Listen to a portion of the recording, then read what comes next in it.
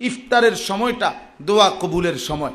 অতএব ইফতারের আগ মুহূর্তে এই 10টা মিনিট 15 মিনিট উচিত নীরবে বসে আল্লাহর কাছে দোয়া করা, প্রতিদিন দোয়া করা উচিত। কিন্তু আমাদের মা বোনদের একটা বড় মুসিবত হলো, ওনারা এই টাইমে ইফতারি বানানোর ক্ষেত্রে এত ব্যস্ত থাকে যে আজান হয়ে গেছে তারপরেও এখনো আপনার বেগুনি বাকি, আলুর চপ বাকি, বা একটা না একটা হয়তো টমেটো সালাদ বানানো বাকি, এই একটা না একটা কিছু বাকি থাইকেই যায়।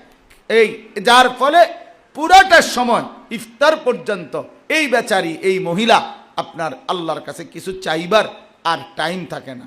আল্লাহ তাআলা পুরা রমজানটা মোমেনকেই যেন, ইমানদারকেই যেন হাদিয়া দিলেন। ইমানদার তুমি আমার, আল্লাহ যেন বললেন মোমেন তুমি আমার, তুমি আমার, তুমি আমার, তুমি আমার, তুমি কালেমা গ্রহণ করেছ, এই জন্য আমি তোমাকেই ডাক দিলাম। কোরআনুল কারীমে 89 বার ইয়া আইয়ুহাল্লাযীনা আমানু এই শব্দটি আছে। হাসান বসরি রাহমাতুল্লাহি আলাইহি তিনি বলছেন, কোন ইমানদার যখনই শুনবে ইয়া আইয়ুহাল্লাযীনা আমানু, তৎক্ষণাৎ তার যাবতীয় ধ্যান খেয়াল বাদ দিয়ে আল্লাহ তাআলার কথার প্রতি আন্তরিক হওয়া উচিত যে আমার মালিক আমারে ডাক দিছে, আমার আল্লাহ আমারে ডাক দিছে, আমার মনিব আমাকে ডাক দিছে। অতএব অন্য কোনো কথার প্রতি আন্তরিক না হয়ে আল্লাহর কথার প্রতি আন্তরিক হওয়া, এটা ঈমানের দাবি, এটা আল্লাহ তাআলার চাওয়া। বান্দা তুমি আমার দিকে ফিরো, আমার কথা শোনো, আমি তোমাকে ডাক দিলাম, হে মোমেন, হে ঈমানদারগণ। তাফসীরে ইবনে কাসিরের মধ্যে আছে, হে ঈমানদারগণ। যত জায়গায় আল্লাহ বলছে এর অর্থ হইল হে আমার বন্ধুগণ। কেন কেন? কারণ হলো আল্লাহর বন্ধু মোমেন, মোমেনের বন্ধু আল্লাহ। এই জন্য ইয়া আইয়ুহাল্লাযীনা আমানু, হে ঈমানদারগণ, অর্থ হইল হে মোমেনগণ, হে আমার বন্ধুগণ। তো আল্লাহ তাআলা বন্ধু ডেকে আমাদেরকে পুরা রমজান আমাদেরকে হাদিয়া দিলেন যে হে আমার ঈমানদারগণ, কুতিবা আলাইকুমুস সিয়াম, তোমাদের উপরেই রোজা ফরজ করা হলো, কারণ তোমরা যে আমার ঈমানদার বান্দা, এই জন্য তোমাদের উপরে রোজা ফরজ করা হলো। কামা কুতিবা আলাল্লাযীনা মিন ক্বাবলিকুম, যেমনটা ফরজ করা হয়েছিল তোমাদের পূর্ববর্তী ঈমানদারদের উপর।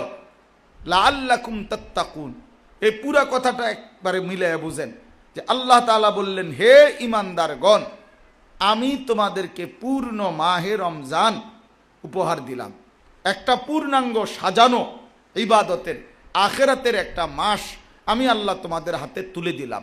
যদি বলি আল্লাহ এই রমজান আমাদেরকে কেন দিলেন, এমন সুন্দরভাবে ইবাদতের মাধ্যমে সাজিয়ে, অতিরিক্ত নেকি দিয়ে সাজিয়ে এই মাসটিকে কেন আমাদের সামনে দিলেন?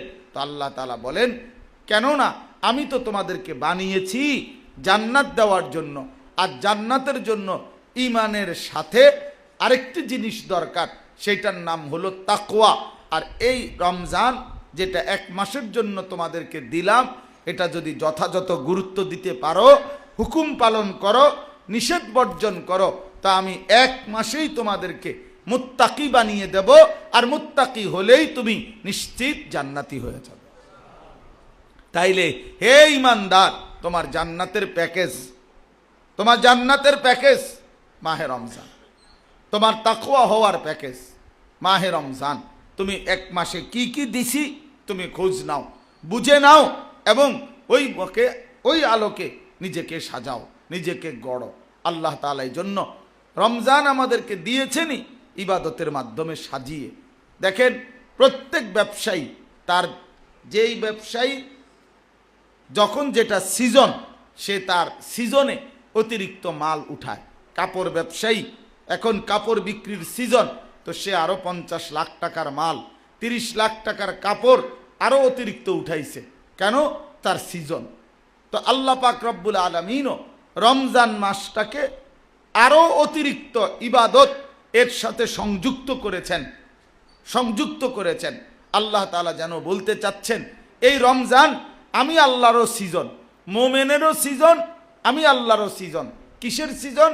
এই মাসেই আমি আমার সবচেয়ে বেশি বান্দাকে জাহান্নাম থেকে মুক্তি দেই, সবচেয়ে বেশি বান্দাকে আমি আল্লাহ জান্নাতের অধিকারী বানাই, এই জন্য আমি অতিরিক্ত ইবাদত দিয়ে পুরা আখিরাতের রঙে রমজানকে সাজিয়ে দিলাম।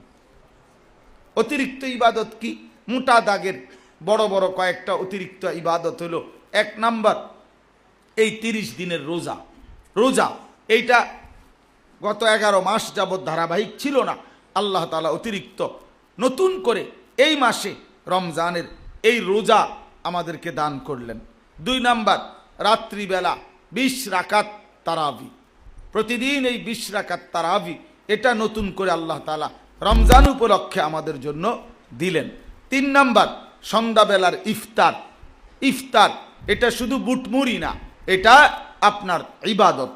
ইফতার ইবাদত, তাহলে এটা একটা ইবাদত। 4 নাম্বার সাহারি, অর্থাৎ রাত্রিবেলার যে খাবার, সেটাও ইবাদত। আল্লাহ নবী সাল্লাল্লাহু আলাইহি সাল্লাম বলছেন, তাসাহহারু ফা ইন্না ফিস সাহুরে বারাকা, তোমরা সাহারি খাও, কেননা সাহারির মধ্যে তোমাদের জন্য বরকত রয়েছে। তাহলে এটাও ইবাদত। 5 নাম্বার রমজানের শেষ দশকের এতেকাফ। শেষ দশকের এতেকাফ, এই এতেকাফ এটাও ইবাদত। 6 নাম্বার রমজানের শেষ দশকের বেজর রাত্রিগুলোতে শবে কদর। শবে কদর এই 6টা মোটা দাগে নতুন করে আল্লাহ তাআলা রমজান উপলক্ষে ইবাদত আমাদেরকে দিয়েছেন। 1 নম্বরে রোজা, 2 নম্বরে তারাবি, 3 নম্বরে ইফতার, 4 নম্বরে সাহরি, 5 নম্বরে এতেকাফ, 6 নম্বরে শবে কদর। একজন মুমিনের উচিত এই 6টার মধ্যেই সমান গুরুত্ব দেওয়া, সঠিক নিয়মে রোজা রাখা, যথোপযুক্তভাবে ইফতার করা, সাহারি খাওয়া, 20 রাকাত পূর্ণ তারাবি পড়া, শেষ দশকে নিয়মিত এতেকাফ করার চেষ্টা করা এবং শবে কদর তালাশ করা। এখন যদি আল্লাহকে আমরা বলি যে মাওলা আগের ইবাদত তো আছেই, অতিরিক্ত আরও 6টা বড় বড় ইবাদত আমাদের জন্য দিলেন, তো কাজ তো বাড়াইয়া দিলেন, নেকির কি খবর সেটা কোন? পুরস্কার দিবেন কেমন, নেকি দিবেন কেমন সেটা বলেন। আল্লাহ তাআলা বলে, বান্দা অবশ্যই আমি নেকিরও ব্যবস্থা রাখছি অফুরন্ত, অর্থাৎ কাজ যেমন বাড়ায় দিছি, নেকিও দিছি অনেক, পুরস্কারও দেব অনেক। কেমন? তা আল্লাহ তাআলা নবীজির মাধ্যমে আমাদেরকে শুনাইছেন যে এই মাসে যখনই শুরু হবে তখনই একটি নফল ইবাদত একটি ফরজ ইবাদতের সমান হয়ে যাবে। একটি ফরজ ইবাদত 70টা ফরজ ইবাদতের সমান হয়ে যাবে। তাহলে একটি নফল একটি ফরজের সমান, একটি ফরজ ইবাদত 70টা ফরজের সমান। এই 70-এর 2 অর্থ, এক হইল একেবারে গুনে গুনে 70, আরেক অর্থ হইল এক অগণিত। অগণিত 70 শব্দ আরবি ভাষায় অগণিত, হিসাব ছাড়া, এইটা বোঝানোর জন্য ব্যবহৃত হয়। বাংলা ভাষায় যেমন 100 শব্দ অগণিত বুঝাবার জন্য ব্যবহার হয়। মানুষ কথার প্রসঙ্গে বলে, তুমি আমারে 100 বার বললেও আমি শুনবো না, তোমার মতো 100 লোক আসলেও আমার কিছু করতে পারবা না। এই কথার দ্বারা 100 যদিও বলছে, কিন্তু উদ্দেশ্য যে 101 জন আইলে পারবা বা 101 বার বললে শুনবো এইটা না, বরং উদ্দেশ্য হইল যতই বলো আমি শুনবো না, যত লোকই আনো আমি পরোয়া করি না, আমি পাত্তা দেই না। তাইলে সংখ্যা যদিও 100 কিন্তু বুঝাচ্ছে অগণিত। ঠিক আল্লাহ তাআলা কোরআনুল কারীমের মধ্যে আছে, আল্লাহ তাআলা মুনাফিক যারা নবীজির জামানায় ছিল তাদের ব্যাপারে আল্লাহ নিজে বলছেন, নবী আপনি যদি কোনো মুনাফিকের জন্য আমি আল্লাহর নিকট 70 বারও মাফ চান করব না। এখন মানে কি? মানে 71 বার বললে মাফ করবে এটা, 72 বার বললে মাফ করবে এটা বুঝাইছেন না, সংখ্যা ব্যবহার করছেন 70, কিন্তু উদ্দেশ্য হইল আপনি যত মাফই চান আমি মাফ করব না। সে মুনাফিক, মুনাফিককে আমি আল্লাহ তাআলা মাফ করব না। তাইলে 70 সংখ্যাটা অগণিত বুঝায়। তো ঠিক মুহাদ্দিসিন কেরাম কেউ কেউ বলে রমজানের সমস্ত পুরস্কার, সমস্ত নেকি আপনার একেবারে 70 না, বরং অগণিত অগণিত অগণিত। এক কথায় আল্লাহ তাআলা বলছেন, আনা আজজি বিহি, বান্দা ঘাবড়াইও না, শুধু এটুকু শুনে নাও, রমজানের বিনিময় আমি আল্লাহ ফেরেশতা দিয়ে লেখাবো না, আমি নিজে দেব, নিজে আমি দেব। এবার বোঝো, আমার শায়েখ আল্লামা মুফতি মুশতাকুন নবী সাহেব হুজুর সবসময় বলে, যে যত বড় তার মুখের বড় তত বড়। অর্থাৎ কোনো মেম্বার যদি বলে আমি একটা বড় মাছ কিনছি, তো 7-8 কেজি হইতে পারে। কোনো চেয়ারম্যান যদি বলে আমি একটা বড় মাছ কিনছি, তো এটা হয়তো 15-16-20 কেজি হইতে পারে।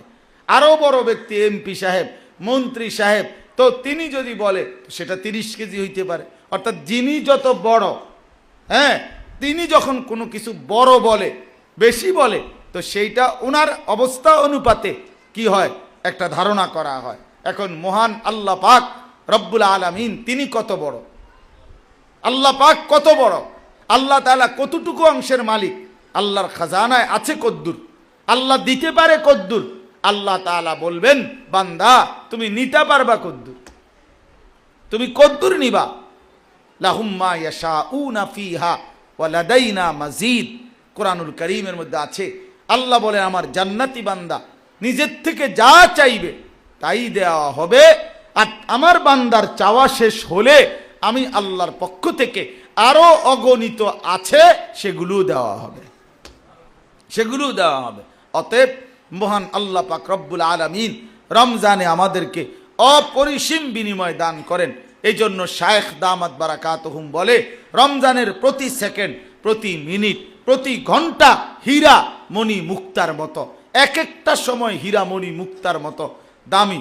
এই জন্য দয়া করে এইবার রমজানের আগে আমাদের ইসলাহি মজলিস তো রমজানের আগে আর নাই, এই জন্য আজকের এই মজলিস থেকে মা বোন সহ বাবারা সবার কাছে অনুরোধ, আমিও আপনারাও মাহে রমজানের আলাদা প্রস্তুতি নেন, মাহে রমজানের জন্য নিজেকে আলাদাভাবে রেডি করেন। মাহে রমজানে আল্লাহর ইবাদত বেশি করবেন, আল্লাহর মধ্যে, আল্লাহর বন্দিগির মধ্যে নিজেকে ডুবায়ে দিবেন। গুনাহ থেকে শতভাগ যে মাসের মর্যাদা বেশি, সেই মাসের গুনাহের কারণে আল্লাহর রাগও বেশি, আল্লাহর রাগও বেশি। এই জন্য দয়া করে আপনারা 1 নাম্বার কথা হলো সমস্ত গুনাহ থেকে বর্জন হয়ে আল্লাহর ইবাদতের মধ্যে পুরাপুরি মনোযোগী হবেন। আমার বিশেষ অনুরোধ, এই একটি মাসে আল্লাহ তাআলার ইবাদতের গুরুত্ব দিলে আল্লাহ বলছে আমি তোমাদেরকে মুত্তাকি বানাবো, জান্নাতি বানাবো। অতএব মা বোন আমার, আল্লাহ তাআলা নিজে নবীজিকে বলছেন, সাজিয়ে দিছেন রমজানের প্রথম 10 দিন রহমত, মাঝখানের 10 দিন মাগফিরাত, শেষের 10 দিন জাহান্নাম থেকে মুক্তি, নাজাত। এতটা সুন্দর করে আল্লাহ তাআলা সাজিয়ে দিয়েছেন। বান্দা প্রথম 10 দিন রহমত নিবা, যখন কিছু রহমত তোমার অর্জন হবে, দ্বিতীয় 10 দিন বলবা আল্লাহ দয়া তো করছেন, এবার মাফ করে দেন। তো মাফ করে দিবে আল্লাহর কাছে। দ্বিতীয় 10 দিন মাগফিরাত চাইবা, তো মাফ করে দেওয়ার পরে আল্লাহর কাছে শেষ দশকে বলবা আল্লাহ দয়াও করছেন, মাফও করছেন, তো এখন জাহান্নাম থেকে মুক্তি দিয়ে জান্নাতের ফয়সালা দিয়ে দেন। তো আল্লাহ তাআলা বলবেন হ্যাঁ বান্দা, জান্নাতের ফয়সালাই দিয়ে দিলাম। তো এই জন্য এত বড় সুযোগ, মোক্ষম এবং চমৎকার এই অল্প দিনে জান্নাত অর্জনের কার্যকর একটা মাধ্যমকে অবমূল্যায়ন করা, এক জোড়া জুতার জন্য, একটা শাড়ির জন্য, এক জোড়া একটা 3 পিসের জন্য, এটা ইনসাফ না মা। আমি প্রত্যেক দিন এটা বলি, মা বোনরা যেন দয়া করে আল্লাহর ওয়াস্তে, যদি মুসলমান হয়ে থাকেন, যদি কবর, আখেরাত, পরকাল চিনেন মা, যদি নিজের আখেরাত বরবাদ করতে না চান, নিজেরে যদি জাহান্নাম থেকে বাঁচাইতে চান, দয়া করে আল্লাহর ওয়াস্তে বাজারে যায়েন না, মার্কেটে যায়েন না। রমজান মাসকে এত বড় অহংকার, এত বড় ঔদ্ধত্য, এত বড় বড়াই আল্লাহর এত বড় নিয়ামতের সামনে করবেন না। বরং পুরা রমজান বাজার, মার্কেট, কেনাকাটা এটা টোটালি বন্ধ করে দেন, টোটালি বন্ধ করে দেন, একদম বন্ধ করে দেন। এই শাড়ি, গহনা, লুঙ্গি, জুতা, জামা, প্যান্ট এগুলো এখন কিনেন, এখন দরকার তো এখন কিনে ফেলেন, কিন্তু সেটা রমজান মাসে নয়। আল্লাহ তাআলা ডাক দেয় বান্দা রহমত নাও, বান্দা মাগফিরাত নাও, আল্লাহ ডাক দেয় বান্দা নাজাত নাও। আর আল্লাহর বান্দি, এই ইমানদার নারী, সে আল্লাহকে বৃদ্ধাঙ্গুলি দেখায়, সে বলে আমার এগুলো লাগবে না, আমার রহমত দিয়ে আমি করবো কি, আমি মাগফিরাত লাগবে না, আমার নাজাত লাগবে না। আল্লাহ ডাকে নাজাতের দিকে, সে বলে না আমার এগুলো লাগবে না, আমার দরকার জুতা, আমার জুতা দরকার। তা আমিও বুঝছি, ফেরেশতা তখন বলে যে বেটি মনে রাখিস তোরে জুতা দিয়া ফিটমু, আমরাও তোরে হাসরের ময়দানে জুতা দিয়া ফিটমু, আমরা তোরে মনে রাখিস। কার দেওয়া আহ্বান প্রত্যাখ্যান করলাম? কার দেওয়া? এত বড় মালিকের সাথে এত বড় গাদ্দারি, এত বড় গাদ্দারি। এই জন্য দয়া করে কোনোভাবেই, এটা সম্পূর্ণ বেঈমানদের ষড়যন্ত্র, এটা সম্পূর্ণ কাফের মুশরিক ইসলাম বিদ্বেষীরা আমাদের কলজার ভিতরে এটা ঢুকাইছে যে রমজান মাসে নতুন জামা, নতুন প্যান্ট, নতুন জুতা, নতুন শাড়ি, নতুন থ্রি পিস কিনতেই হবে ঈদের দিনের জন্য। এটা সম্পূর্ণ একটা ভুল এবং ভ্রান্ত একটা কথা ছাড়া আর কিচ্ছু না। ঈদের দিনে ইনটেক, অর্থাৎ শুধু ঈদের দিনের জন্যই প্রথম আজকে নতুন জামা, নতুন লুঙ্গি, নতুন শার্ট কিনা অথবা পড়তে হবে, এটার কোনো সুবুত, কোনো অস্তিত্ব কোরআন সুন্নাহ কোনো ওলামার বক্তব্যের মধ্যে নাই। তাহলে ঈদ তো আল্লাহর দেওয়া, তো সেটা তো কোরআনে থাকবে কর্মসূচি। ঈদ তো রাসূলুল্লাহ সাল্লাল্লাহু আলাইহি ওয়াসাল্লামের বর্ণনা করা, তো নবীজির পক্ষ থেকে তো বলবে। ঈদের দিনে পবিত্র কাপড় পরা, পরিষ্কার কাপড় পরা, পরিচ্ছন্ন কাপড় পরা সুন্নাত, কিন্তু সেইটা ইনটেক হইতে হবে। একেবারে আজকেই প্রথম খুললাম, এটা কোন কথা? এটা কোন ধরনের হিসাব? এটা সম্পূর্ণ আপনার ইসলাম বিদ্বেষী দুশ্মনরা বানায় নিছে। অ্যাড দিয়ে দিবে, এখন প্রতিদিন বিজ্ঞাপন দিতেছে ঈদ মানে নতুন জুতা, ঈদ মানে বলে নতুন জুতা। এটা তার বাফেনি ঠিক করছে, ঈদ মানে নতুন জুতা। তোমার বাফে ঠিক করছে এটা। ঈদ মানে নতুন জুতা কি? ঈদ মানে নতুন গহনা, ঈদ মানে নতুন কিছু, ঈদ মানে নতুন শাড়ি। কে বলছে ঈদ মানে? ঈদ শব্দের অর্থ বুঝি নতুন শাড়ি? এটা কোন ডিকশনারিতে লিখলো, কোন অভিধানে লিখলো? এটা সম্পূর্ণ ধোঁকা ছাড়া আর কিছু না। এই জন্য মা বোন, মেহেরবানি করে আপনাদের কাছে আমাদের বিনীত অনুরোধ, বাজারে যায়েন না, মার্কেটে যায়েন না, কদর করেন। আখেরাত অনেক লম্বা সফর মা, আখেরাত অনেক লম্বা সফর, কবর অনেক লম্বা সফর। এত লম্বা সফরের জন্য খামখেয়ালি করেন না, মস্কারি করেন না। জানতেন ভাবে আখেরাত হবে না। আখেরাত মামার বাড়ি না, আখেরাত শ্বশুর বাড়ি না। আখেরাত আপনি মনে করছেন মসজিদে বা কোনোখানে 10,000 টাকা দান করে দিলেই আখেরাত না, এত কম পয়সায় আখেরাত না। আখেরাত অনেক দামি, আখেরাত অনেক মেহনত করে অর্জন করতে হয়। সারা আম্বিয়ায়ে কেরাম, আউলিয়ায়ে কেরাম দিনভর রাতভর যুগে যুগে কানছেন আখেরাতের ভয়ে। অতএব এটা মামুলি না। আপনাদের কাছে অনুরোধ, সর্বশেষ আর 1 মিনিট একটা কথা হলো, যেটা আমার শায়েখ আজকে আসতে পারেন আপনাদের মজলিসে, হযরত যেটা বলে যে ইফতারের সময় মা বোনদের সবচেয়ে বড় একটা বিষয় হলো রাসূলুল্লাহ সাল্লাল্লাহু আলাইহি ওয়াসাল্লামের হাদিসের আলোকে ইফতারের সময়টা দোয়া কবুলের সময়।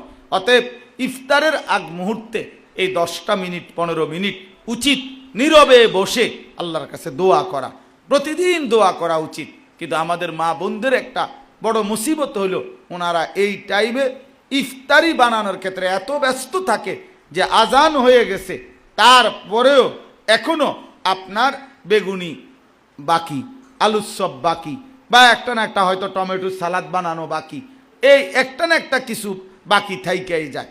এই যার ফলে পুরাটা সময় ইফতার পর্যন্ত এই বেচারি, এই মহিলা আপনার আল্লাহর কাছে কিছু চাইবার আর টাইম থাকে না।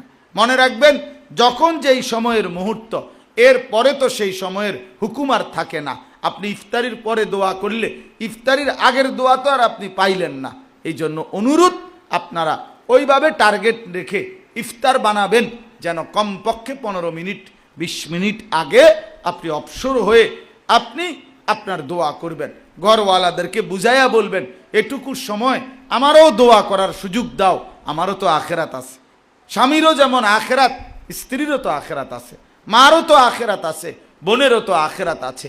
এই জন্য দয়া করে প্রত্যেকেই আপনারা ঘর সংসারের সাথে পরামর্শ করে ইফতারের সময়টা একটু কমিয়ে আল্লাহর কাছে দোয়া কান্নাকাটি করবেন। মাহে রমজানকে কদর করবেন, শবে কদরকে তালাশ করবেন। শেষ দশক যদি সুযোগ হয় কারো ঘরে একান্ত নিভৃত জায়গা নির্ধারণ করে এতেকাফ করার, তো মা বোনরা এতেকাফও করতে পারেন। আল্লাহর নবী সাল্লাল্লাহু আলাইহি সাল্লামের স্ত্রীগণ সকলেই, নবীজির বিবিগণ এতেকাফ করতেন। আল্লাহ তাআলা আমাদেরকে তৌফিক দেন, কবুল করেন, আমিন। সুবহানাল্লাহি ওয়া বিহামদিহি।